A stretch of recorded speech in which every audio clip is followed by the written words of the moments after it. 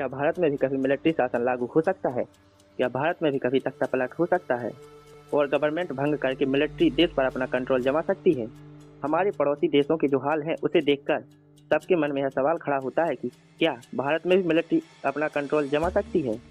Present में बांग्लादेश में reservation के अगेंस्ट प्रोटेस्ट के नाम पर जो कुछ भी हुआ उसने सबके होश उड़ा दिए और लोकतांत्रिक रूप से गठित हुई शेख हसीना की गवर्नमेंट को गिराकर तख्तापलट कर दिया। और फिर बाद में बांग्लादेश में अंतरिम सरकार का गठन हुआ और प्रोफेसर मोहम्मद यूनुस को बांग्लादेश का नया प्रधानमंत्री चुना गया। पर अब भी बांग्लादेश में स्थिति बहुत ही कॉम्प्लिकेटेड बनी हुई है।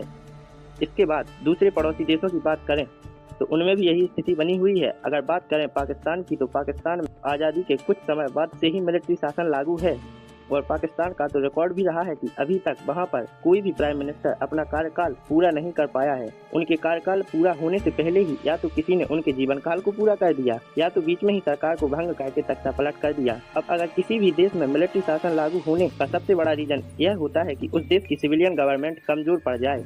अब ऐसा नहीं है कि पाकिस्तान में मिलिट्री डिक्टेटरशिप अचानक से आई हो।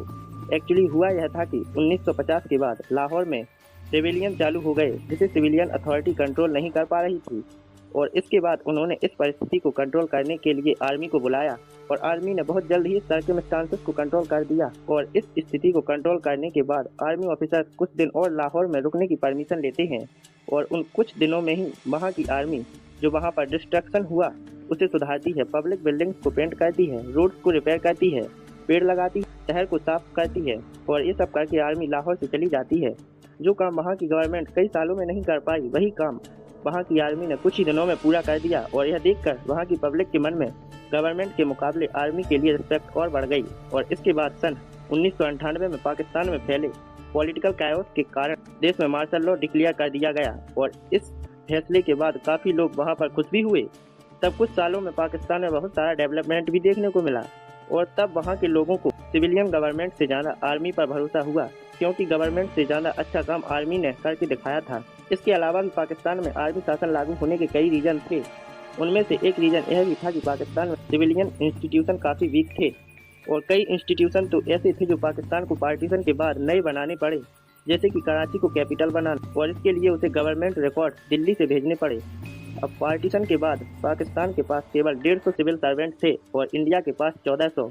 इसके बाद टैक्स के सोर्सेस जो कि मेनली इंडस्ट्री से मिलता है वह सारी की सारी इंडस्ट्री इंडिया में थी और इसके अलावा भी कई ऐसे रीजन थे जो कि पाकिस्तान की सिविलियन गवर्नमेंट को वीक और इंडिया की सिविलियन गवर्नमेंट को स्ट्रॉन्ग बनाते थे। और शायद यही रीजन है कि भारत में अभी तक मिलिट्री शासन लागू नहीं हुआ क्योंकि देश की मिलिट्री का देश की गवर्नमेंट में प्रैक्टिकली कोई रोल नहीं है। इंडियन आर्मी काफ़ी प्रोफेशनल और वेल डिसिप्लिन है। हमारी इंडियन आर्मी किसी भी शासक के लिए लॉयल नहीं है बल्कि वह अपने देश के लिए लॉयल है और इंडियन डेमोक्रेसी भी बहुत ही मजबूत है। इंडियन गवर्नमेंट और आर्मी के बीच एक प्रॉपर डिवीजन है, इसलिए इंडिया में कभी भी आर्मी टेक ओवर नहीं कर सकती है। So that's all.